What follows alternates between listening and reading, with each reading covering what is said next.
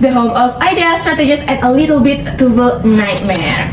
And here we always say, Ignite your thoughts, inspire your world. Today's episode will help anyone who has ever stared at a TOEFL sentence and whispered, "Is the subject missing or is it me?" And yes, because today's title is Nightmare Structure, Not Anymore, The Secrets They Never Tell You.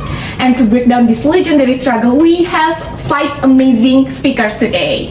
Okay, let's greet them. Hi Imas! Hi!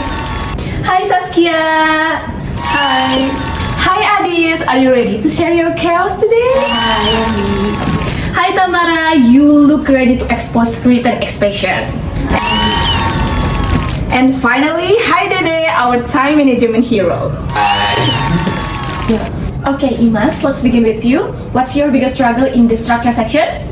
Honestly, my biggest nightmare in structure is identifying the real subject on verb. Sometimes the sentence looks normal, but it actually has no verb, or sometimes it has too many. Oh, okay, so your struggle in structure is identifying the verb and subject. So how is your strategy to fix that? So, here's my strategy. First, cross out prepositional phrases like in the classroom, at the library, during the holiday.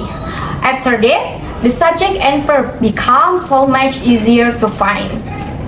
When I started breaking down the sentence like this, the structure part became way less scary.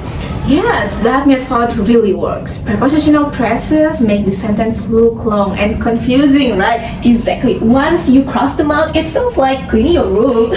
Suddenly you can see the real problem. Okay. So thank you, Imas. Great start. Now, moving on, Saskia, what's your structure struggle?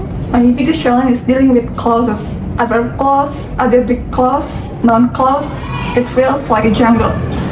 Oh my god, Saskia, so you're dealing with clauses. And I want to know, how do you do to get out from the jungle you mentioned about? The trick that helped me is remembering this. Every clause must have a subject and a verb. If one is missing, there is error. And to understand the clause, I'll check what it's doing. If it describes a noun, that is an adjective clause. If it shows times reason, that is an adverb clause. And if it acts like a subject and object, that is a noun clause. That's so true. Clue-savvy sentence always to distract us. And your explanation is super clear, Saskia. Checking what the clause modifies really helps. Okay, so thank you, Saskia. Clues detective mode on. Okay, alright, Adis, tell us what part of structure traumatizes you the most. For me, definitely connector, especially double connector like not only but also either or, neither nor, both and. Oh, okay, Adis, so you're struggling with double connectors? So what tips do you have? My tip is check the balance. If the first part is noun, second must be noun. If the first part is a clause, second must also be a clause. TOEFL loves to read the pattern on purpose. Yes, the balance rule is everything. And connectors are sneaky. They make the sentence look correct at a glance, but then boom, broken symmetry. Nice one, Adis, super clear.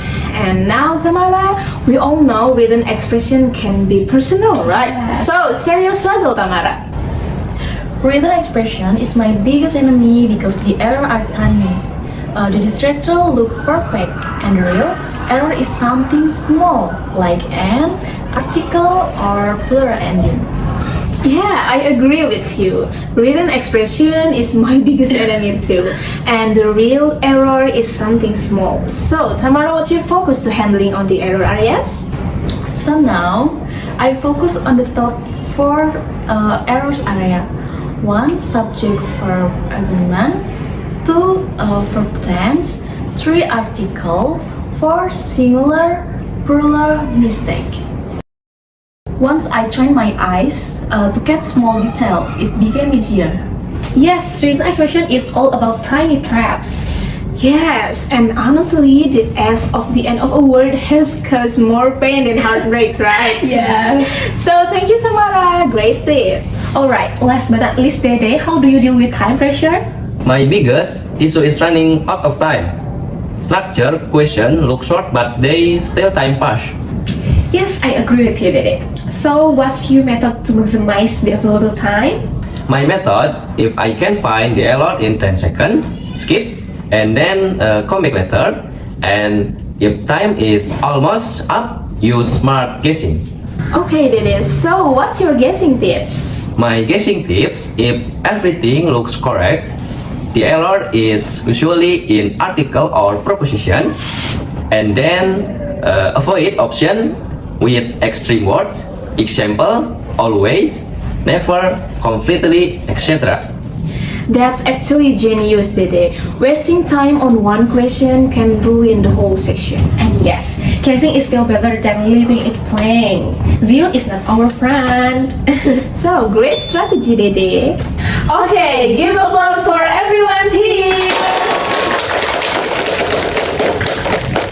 Wow, this conversation has been very insightful from our amazing speakers today. Yeah, I agree with you. I learned a lot of new things here, especially when discussing our nightmares in the TOEFL exam. That structure and written sections. Yes, so today we learned a lot from finding subject, verb, and to managing time. Yeah, and honestly, each speaker gave a life-saving tip. So structure section won't bully us anymore. Yes. Yeah, and okay everyone, remember, TOEFL isn't just about a grammar. It's about structure, it's about strategy, and then it's about practice. And that's why we are here, because at My Spark Podcast we always say, ignite your thoughts, inspire your world. Okay everyone, thank you for watching. Don't forget to like, comment, and subscribe. And good luck on your TOEFL journey. Structure is no longer a nightmare anymore. So bye guys, See you.